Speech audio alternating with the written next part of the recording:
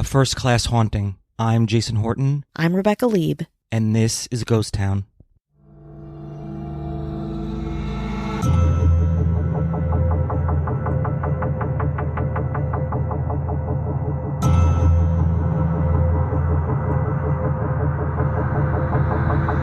The Savannah Hilton Head International Airport in Georgia handles over 2 million commercial airline passengers a year, positioning itself as one of the most important airports in the United States and the second busiest airport in Georgia. Atlanta is number one, as you might imagine. It's pretty typical as far as airports go, that is, until you make your way onto Runway 10. Strange, haunted, rooted in history, and honestly pretty inspiring. Today we'll be talking about the marked graves within the airport, right on top of haunted runway number 10. Like I said, this airport, which opened on September 20th, 1929, is much more than meets the eye. The airport's myth is, like a lot of the South, rooted in its history. To tell this story, we need to go back a little bit further, to 1779.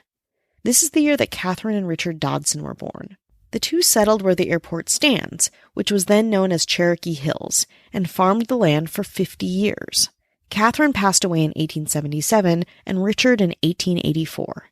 Upon their death, the couple had one united request, to be buried next to each other, close to the very land that they had lived, loved, and cultivated in the family cemetery. Back then, the cemetery had about 100 graves, and they got their wish. The marker on Richard's grave says, "at rest," while Catherine's says, "gone home to rest." A nice variation. The couple rested peacefully and uneventfully in Cherokee Hills until right before World War II. The military saw that a war was coming, and they needed a place to land their B-24 Liberators and B-17 Flying Fortresses. They thought, what about this giant field? Oh, it's a cemetery? No big deal.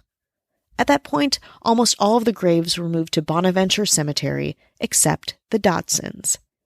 Their family said absolutely not. It was Catherine and Richard's wish to remain in that soil, so in that soil they will stay. So Catherine stayed, and Richard, and two other Dodsons, Daniel and John. The military was very frustrated with the stubbornness of the Dodson family legacy, but they were also open to compromise. Eventually, the military struck an agreement with the Dodsons that they could construct a military airport around the Dodson graves. The Army, again, not happy but with no better option, honored the deal and built the airport as far away from human graves as possible.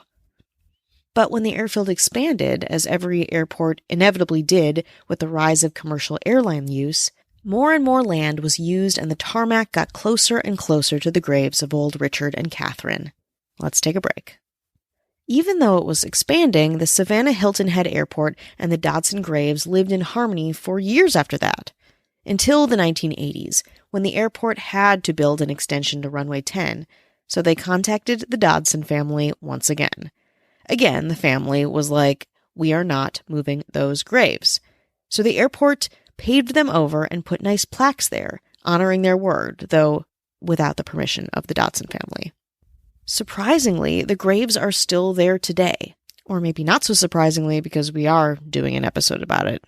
Anyway, so planes take off and land over these two graves on this 9,000-foot runway. So what happens if you're a Dodson and you want to visit your matriarch and patriarch of your family?